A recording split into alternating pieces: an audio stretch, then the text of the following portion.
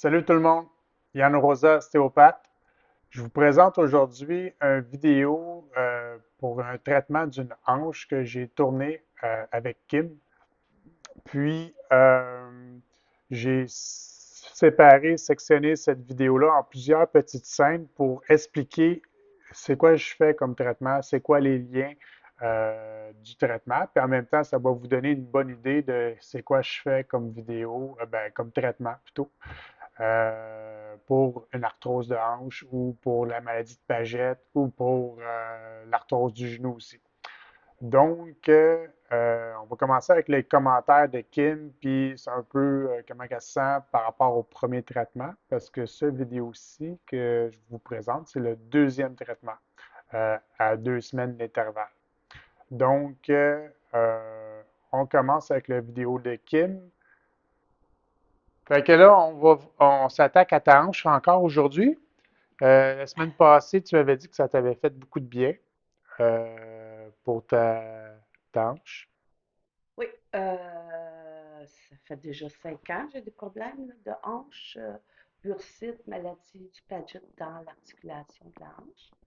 J'ai problème avec les deux genoux, Approche-toi un petit peu arthrose, plus.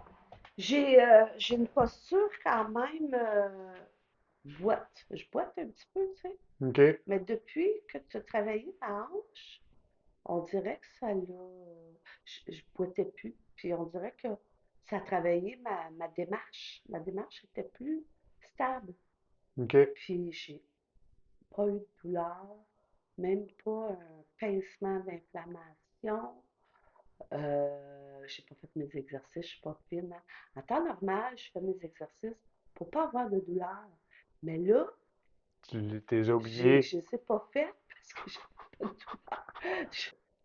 Puis la démarche, là, c'est comme si tu sais, j'ai toujours une jambe plus courte que l'autre aussi, hein. Ouais. J'ai comme une petite semelle, là, de ben mince que je dois mettre en Ouais. dessous. Puis je sentais même pas la démarche m'en aller comme ça, là. Bon. Euh, donc, voici le traitement que j'ai commencé par travailler les lombaires, les vertèbres lombaires, pour pouvoir on va dire, équilibrer cette partie-là. Il faut dire que les vertèbres lombaires sont comme ils s'articulent en complexe articulaire avec le bassin puis la hanche. Fait que il y a le complexe lombo-pelvifémoral. C'est une unité motrice que si une des trois parties ne bouge pas bien, ben, les deux autres vont être impactés par ça. Donc, il faut s'assurer que les vertèbres lombaires bougent bien pour que le sacrum, les iliaques bougent bien au niveau du bassin, puis aussi, indirectement, ben, la coxo-fémorale, c'est la hanche, l'os de la jambe qui s'articule dans la hanche, elle aussi va être impactée si la hanche ne bouge pas bien, puis si les vertèbres lombaires ne bougent pas bien. Fait que donc, il faut faire les trois. Donc là, c'est ça que j'ai commencé à faire. L'autre côté, j'ai commencé aussi à traiter l'autre côté. La même chose.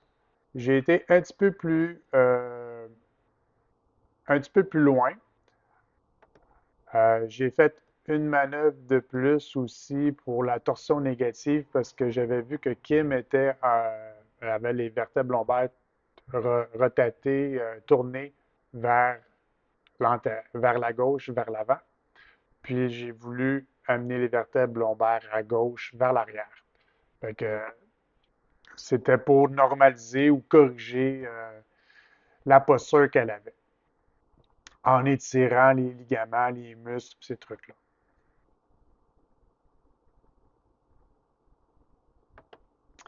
Parfait. Un coup que j'ai fait ça, j'ai travaillé les vertèbres lombaires. Là, j'ai commencé à travailler la chaîne faciale en lien avec le genou et la hanche et les lombaires et aussi avec le pied. Mais là, je suis avec la hanche. Euh, donc, là, je travaille la bandelette du iliotibial, ce qui relie la jambe au bassin. Puis là, je remonte vers la hanche. Puis là, ben, elle me dit des trucs, elle me fait penser à des choses que des fois, je vais comme changer ma façon de traiter, ma chaîne de traitement. Fait que je m'adapte à ce que la personne me dit, à ce que je ressens dans mes mains. Puis là, je travaille la rotule du genou en lien avec la bandelette parce que la bandelette iliotibiale parce que les deux sont connectés ensemble.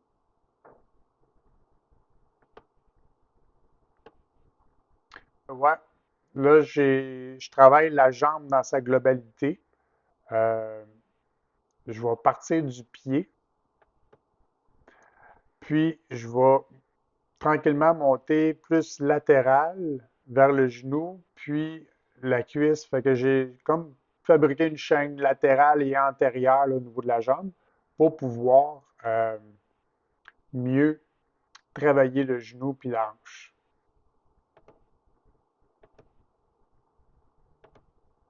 Là, on peut voir que je remonte au niveau de la jambe. C'est des mouvements, des micro-mouvements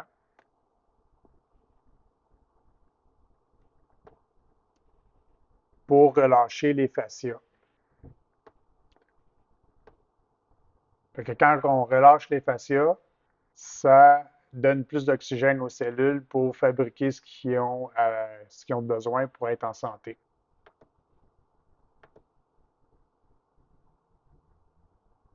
Prochaine séquence, je travaille les muscles en lien avec la hanche. Euh, je travaille le muscle grand fessier, le fascia du grand fessier, le moyen fessier, puis le tenseur du fascia lata pour relâcher la portion de cette hanche-là. Que là, Kim va me parler elle a eu un accident de voiture. La voiture a spiné. Elle était debout, était piétonne, puis la voiture a comme frôlé sa hanche. Fait qu'elle n'a pas eu une grosse impact, mais ça a été assez pour que depuis ce temps-là, elle s'était rappelé qu'elle avait commencé à boiter tranquillement à partir de cet événement-là. Fait que là, j'ai commencé à focuser un petit peu plus sur euh, l'os en tant que tel, parce que l'os est capable de bouger sur lui-même, puis il doit avoir une certaine élasticité. S'il n'y a pas cette élasticité-là, ben l'os euh, va moins bien bouger sur lui-même, puis là, ben, les attaches musculaires, puis tout ça vont tirer un petit peu plus, puis ça va créer des tensions. Fait qu'on continue. Euh, Là, je fais des mouvements de la jambe, voir comment que sa jambe bouge. Euh, je vais mobiliser sa jambe, faire des cercles, des rotations euh, pour essayer de voir c'est quoi les limitations, où est-ce que ça tire, comment ça travaille dans ma main, ce qui est sous la hanche. Puis, en même temps, j'essaie de travailler toujours les fascias.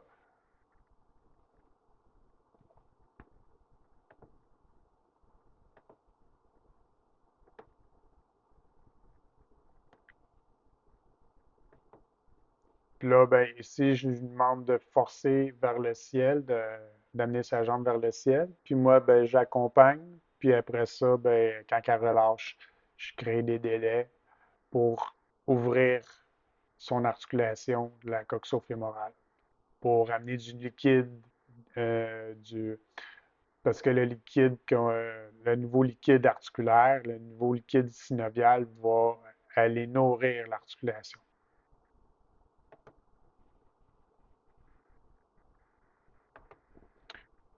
OK, prochaine séquence de même chose, encore axée sur la coxo-fémorale. On va pomper cette région-là pour amener plus de liquide. Fait que là, on va travailler les ligaments supérieurs puis postérieurs au niveau de la coxo-fémorale pour créer de l'espace.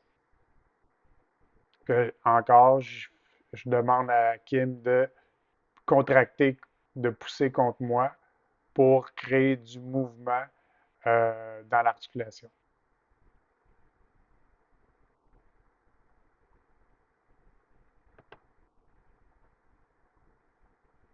Fait que les manœuvres, ben, c'est plusieurs répétitions que je demande. Parce que des fois, ça peut être 10, 15, 20 ou 30 répétitions selon le travail que je sens qui se produit sous mes mains.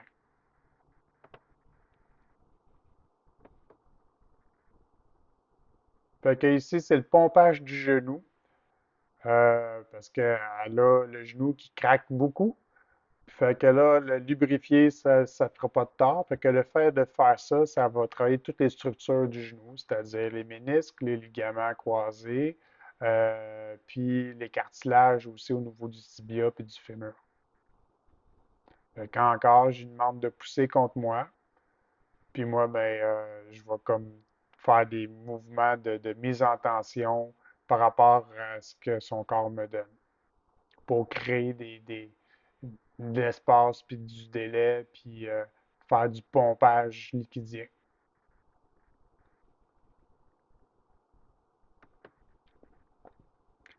Fait que là, je m'attarde aussi sur sa rotule, parce que sa rotule, elle, elle- elle faisait crunch-crunch quand elle pliait le genou. Fait que là, c'est comme un genre de manœuvre de sablage, là. C'est comme si frotter la rotule contre le fémur. Ça permet d'enlever un petit peu l'arthrose qu'il pourrait y avoir au niveau du fémur puis de la rotule. Comme un petit peu plus, le but c'est d'aplanir ça.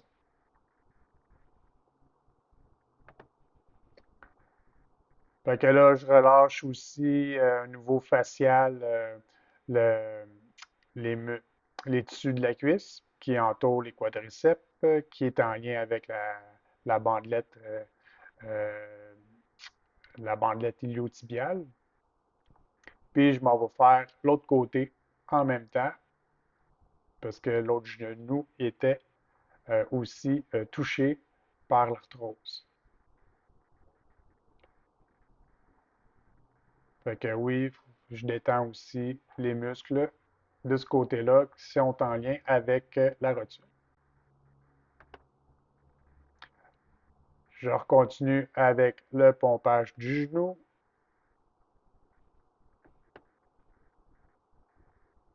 qui va favoriser la production du liquide synovial pour aller nourrir toutes les parties du genou.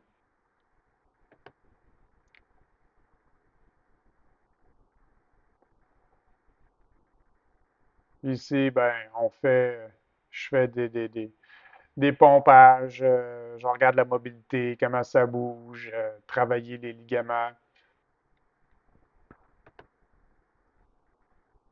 Même chose au niveau du bassin.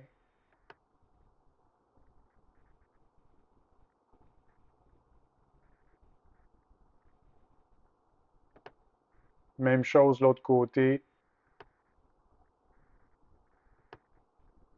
Travailler le bassin, les ligaments, s'assurer que tout bouge bien. En même temps, ça me permet de voir si mon traitement a fonctionné, si c'est plus fluide que tantôt, si c'est plus fluide qu'avant le traitement. Puis pour la fin du traitement, mais là, c'est ça, elle était contente. Kim dit, wow, ça fait du bien, merci beaucoup. Puis à la prochaine. Donc, puis je finis les traitements avec des exercices souvent. Fait que c'est selon la personne, je donne des exercices qui sont spécifiques à elle pour l'aider à mieux progresser dans sa santé pour que le traitement tienne plus longtemps, puis en même temps, mais, faire en sorte que la douleur ne revienne plus. Que si vous avez des questions, ça va me faire plaisir d'y répondre. Vous pouvez m'écrire des commentaires. Je vais essayer d'y répondre le mieux que je peux. Puis, rendez-vous pour d'autres vidéos.